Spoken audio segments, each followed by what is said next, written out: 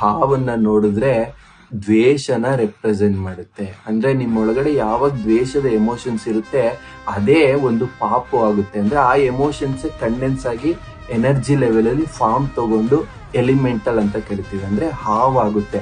ಆಗ ನೀವು ಕನ್ಸಲ್ಲಿ ರಿಪೀಟೆಡ್ ಆಗ ಹಾವನ್ನ ನೋಡ್ತೀರಾ. ಆ ಹಾವನ್ನ ನೋಡ್ಬಾರ್ದು, ಆ ಕನ್ಸಲ್ಲಿ ಹಾವು ಬರಬಾರ್ದು ಅಂದ್ರೆ ಏನ್ ಮಾಡ್ಬೇಕು? ನಿಮ್ಮಲ್ಲಿರುವಂತ ದ್ವೇಷದ ಎಮೋಷನ್ ನ ಬಿಡ್ಬೇಕು. ನೀವೇನ್ ಮಾಡ್ತೀರಾ? ಕುಕ್ಕೆಗೆ ಹೋಗ್ತೀರಾ, ಸರ್ಪದೋಷ ಅಂತೆ, ನಾಗದೋಷ ಅಂತೆ, ಕೆಲವೊಬ್ರು ಹೇಳ್ತಾರೆ, ಬೇರೆ ಬೇರೆ ತಪ್ಪು ಡಿಕೋಡ್ ಮಾಡ್ತಿರ್ತಾರೆ. ಒಂದು ಎಕ್ಸಾಂಪಲ್ ಕೊಟ್ಟೆ ಅಷ್ಟೇ. ಯಾವಾಗ ನೀವು ಹಾವನ್ನ ನೋಡ್ತೀರಾ ಆ ದ್ವೇಷದ ಎಮೋಷನ್ ನಿಮ್ಗೆ ಇಲ್ಲಿ ಪರಿಸ್ಥಿತಿಲಿ ಎಫೆಕ್ಟ್ ಮಾಡುತ್ತೆ. ಯಾರೋ ಬಂದು 15 ದಿನದಲ್ಲಿ ನಿಮ್ಗೆ ಜಗಳ ಮಾಡ್ತಾರೆ, ದ್ವೇಷ ಮಾಡೋರು ಉಟ್ಕೊಂತಾರೆ. ಇದನ್ನ ನೀವು ನಿಮ್ ಜೀವನದಲ್ಲಿ ಗಮನಿಸ್ಬೇಕು. ಆ ರೀತಿ ಆಗ್ತಿದೆ ಅಂದ್ರೆ ಇದು ನಿಜವಾದ ಕನಸಿನ ಅರ್ಥ ಅಂತ. ಮತ್ತೊಬ್ರು ಹೇಳೋ ಡಿಕೋಡಿಂಗ್ನು ನೀವು ಗಮನಿಸ್ಬೇಕು ಜೀವನದಲ್ಲಿ. ಹೌದಾ, ಈ ರೀತಿ ಏನಾದ್ರು ಆಗುತ್ತಾ ನನ್ನ ಜೀವನದಲ್ಲಿ ನೋಡಿ. ಆ ರೀತಿ ಆಗ್ಲಿಲ್ಲ ಅಂದ್ರೆ ಅದರ ಅರ್ಥ ಅದಲ್ಲ ಅಂತ. ಅಥವಾ ಈ ಹಾವಿಂದು ಬಂದು ದ್ವೇಷನ ರೆಪ್ರೆಸೆಂಟ್ ಮಾಡುತ್ತೆ.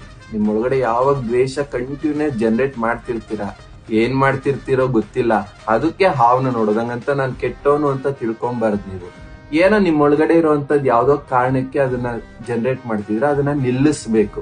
ಆಗ ನಿಮ್ಮ ಕನ್ಸಿನಲ್ಲಿ ಹಾವು ಬರೋದು ನಿಂತೋಗುತ್ತೆ. ಈ ರೀತಿ ಪ್ರತಿಯೊಂದು ಕನಸಿಗೂ ಬೇರೆ ಬೇರೆ ಅರ್ಥ ಇದೆ.